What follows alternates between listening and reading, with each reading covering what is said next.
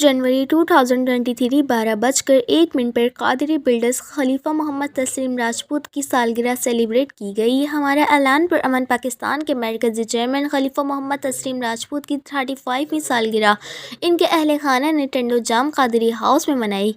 1 जनवरी 2023 खलीफा मोहम्मद तस्लीम राजपूत ने अपनी वालिदा और छोटे भाई जावेद राजपूत के साथ केक काटा और बर्थडे सेलिब्रेट की। इस मौके पर इनके तमाम छोटे बड़े बच्चों ने गिफ्ट पेश किए। खलीफा तस्लीम राजपूत ने कहा, मैं जितना खुदा का शुक्र अदा करूं कम है। आज पूरे पाकिस्तान में हमारा ऐलान पर अमन पाकिस्तान के ज़िम्मेदारान मेरी सालगिरह मना रहे हैं और ढेर सारी दुआओं का एहतमाम किया। अल्लाह ताला का शुक्र गुजार हूँ कि मुझे पूरे पाकिस्तान से इज्जत मिल रही है। तमाम तंजीमी साथियों का जो मेरी सालगिरह के मौके पर केक कटिंग की तकरीबों का एहतमाम कर रहे हैं, मैं तहे दिल से इनका शुक्रिया अदा करता हूँ। आइए देखते हैं आवाज़ वतन न्यूज़ में।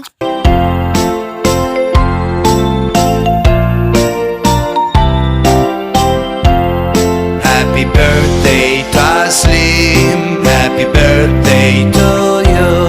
Happy birthday